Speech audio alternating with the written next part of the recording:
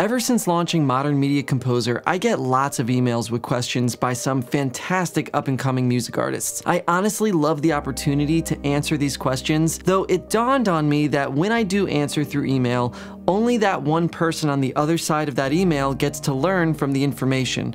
So starting with this video, I'm gonna take what I feel are truly some of the best and most practical questions asked by those who are looking to learn as much as possible about the world of professional film and TV and game scoring. And I'm gonna answer them here so everyone has an opportunity to learn from the information. The main questions we'll be covering in this video are, what is it like scoring an entire project yourself compared to being a lead composer with a team or working as a composer's assistant? And then the next question is, what is usually required when working with a live orchestra? Stems, MIDI files, notated score? Do you need to hire an orchestrator?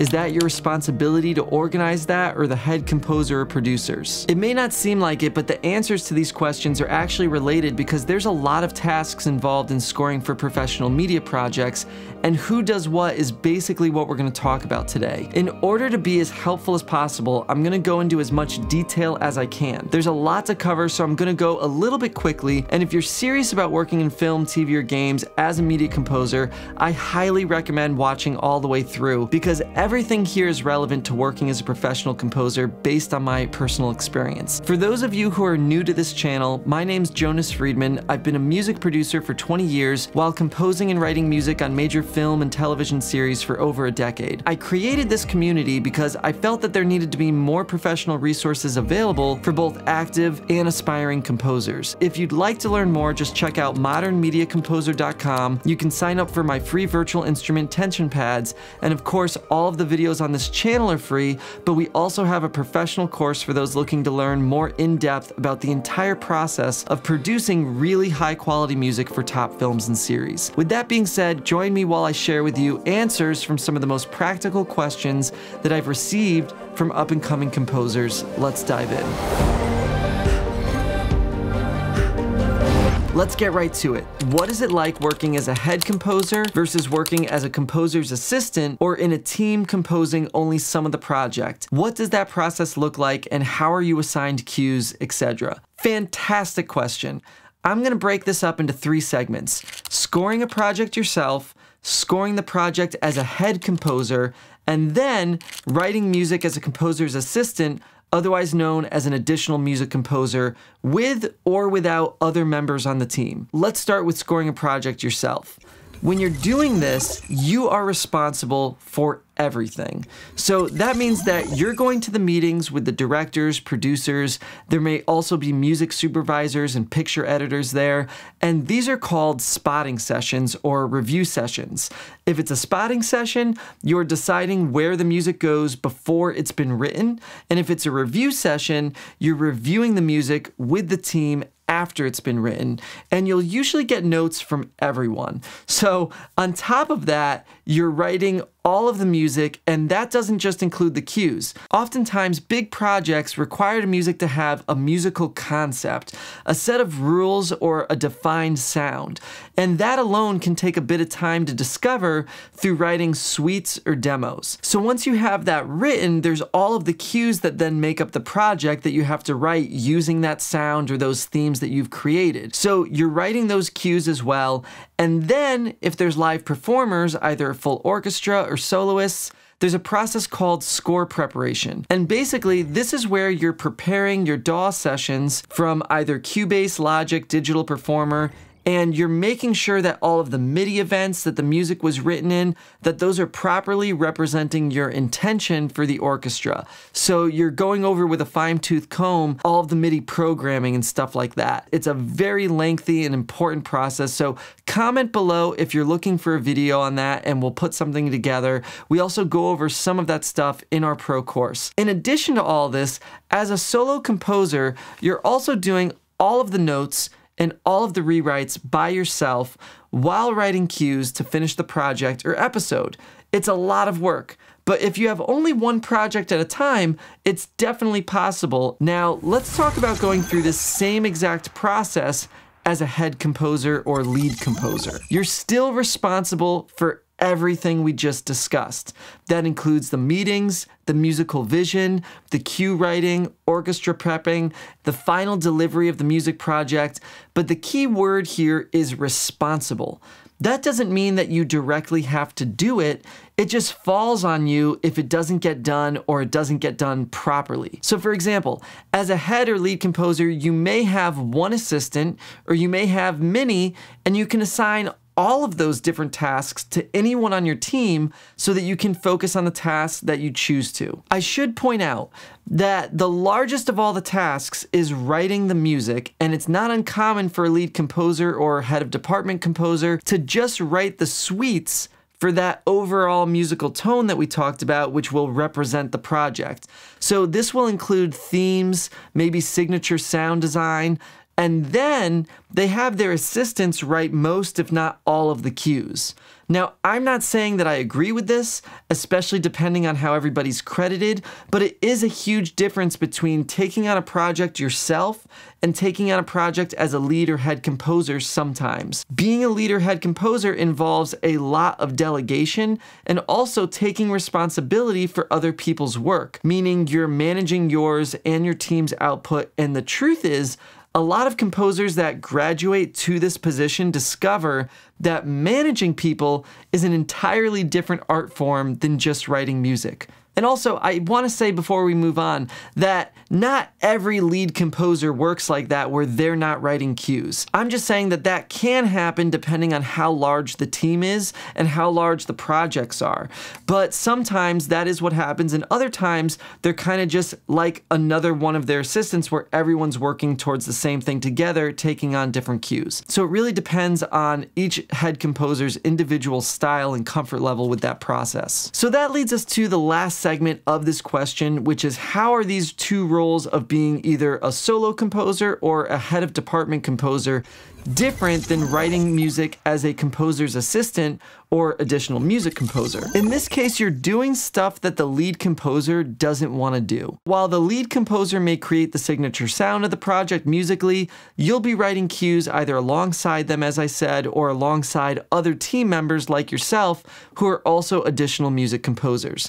You may or may not find that you're going to be invited to the meetings, which if you're not invited, honestly, it can free up time during tight deadlines, but it is best to be present as much as possible for your career growth, so it is something to talk about if you're in that position with the lead composer. The really big thing to understand here, though, is that although you have to always do your best work and you always want to represent your best work, the buck doesn't stop with you. It stops with the lead composer, at least as far as the producers and directors are concerned, especially if assistant composers aren't present during any of the meetings. So they are responsible for your cues in regards to what's being delivered to the creative team. Oftentimes, your cues are then going to be reviewed by the lead composer, and you'll get notes from them prior to the notes given by the rest of the production team. And that's a huge difference between being additional music versus a lead composer. As a lead composer, you're the final sign-off before it goes to the directors and producers, and then they're the final sign-off for the project. But if you're an additional music composer,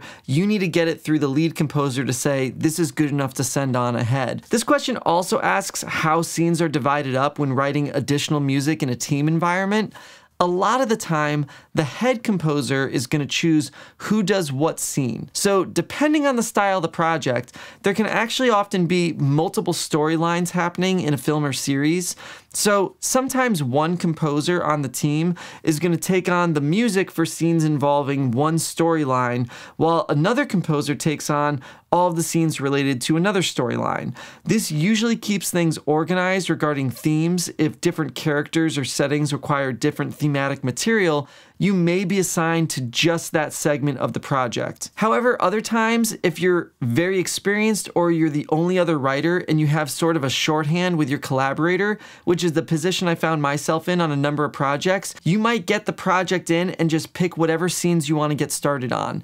There's a software which if you don't use and you are working professionally, you should check it out. It's called QDB. I have no endorsement from them at all. They don't know I'm talking about them right now. It's where everyone on a composing team can see all of the cues on a given project, and when people are collaborating in this fashion, you might just assign yourself an empty cue, and then when you're done, if no one's taken another scene, you go and you can mark yourself down using the software so nobody else takes it. It really depends on the style and comfort of the lead composer and what they're using software-wise to organize everybody's contributions. Okay, I want to cover one more question in this video that, as I said earlier, is kind of related to what we discussed because it's a big task that is involved in the scoring process. And what this composer asks is the following: what is usually required when recording with a live orchestra? Stems, MIDI files, notated score?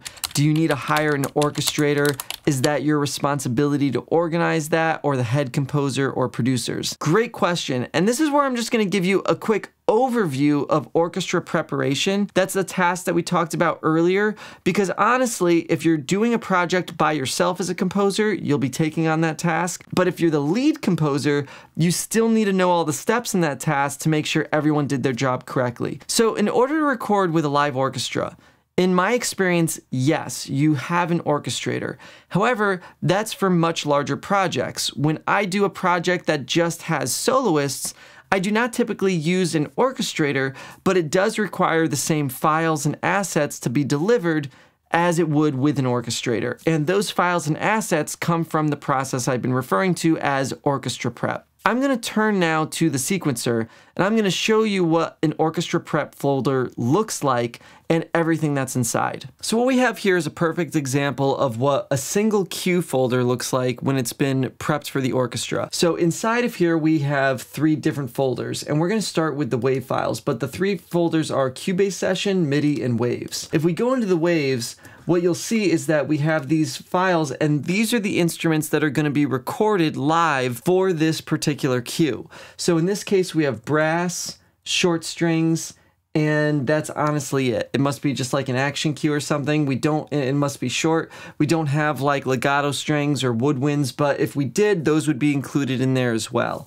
So it's the isolated sections, and if we were to play this wave file, the only thing that you're going to hear are the brass parts for that cue, just like the only thing you're going to hear with this file would be the short strings. There's also a file in here called else, which is basically everything else that is being played in the cue, but it's not being recorded live. So it's all the other MIDI. It might be percussion, it might be sound design, it's everything else minus these extra files. So when you were to play these 2 wave files with the else file, you're going to get the stereo file, which is the final cue. And then also included is the click. That's your metronome, and that's going to be used for everyone to reference so that everyone's playing at the appropriate time. This is by no means a full overview of orchestra prep. I'm just trying to give you a baseline example of what somebody has to do in each of these folders. It's an extensive process, and if you want, like I said, we can go into it in more detail in a separate video. The other folder is the Cubase session, which I'm going to show you right now. So if we open this, you'll see that this is the Cubase session. At the very top, we've got those same files. We've got the short strings, we've got the brass, and then we've got everything else. That's what these things on top are. And then all of this are the MIDI events that make up these files. And so when this gets sent to the orchestrator, they can use these files in order to create what they have to do. And the important thing to note is that a lot of work went into perfecting these events. As you can see here, all of the MIDI has been programmed in a very specific manner so that the intention of the cue is being properly communicated to the orchestrator. So orchestra prep has a lot to do with making sure that what's in the computer can be played by the orchestra and then ultimately brought back into the computer to combine with the MIDI as necessary. So there's a lot of steps to that process, and I thought it might be just a little bit helpful to get a really quick peek at what's involved. And then the last file here is the MIDI file, which is basically just going to include all of these MIDI events that you see. That is what is included when getting ready for the orchestra. To answer the final part of this question, again, these tasks may be performed by the main composer if they're taking on a project themselves, but if you have a team, it's most often going to be performed by the assistants on the team. However, as we said before, everything comes back to the lead composer. They must take responsibility for everything because it's their name on the contract and their name on the screen. So while they might not do these individual tasks, they have to be responsible for managing and overseeing that the tasks are done properly. Orchestra sessions can be really expensive, so you don't want to be, or the lead composer doesn't want to be, the reason that time and money were wasted because there were oversights during this process. And this is why having a strong attention to detail is really important no matter what position you're in, whether you're an assistant or the lead composer. So I did promise you that it would be detailed, and I know that that was a lot, but the truth is these were really great questions. And before I got to work on the large projects that I've gotten to work on, I honestly didn't know any of this stuff or how it worked.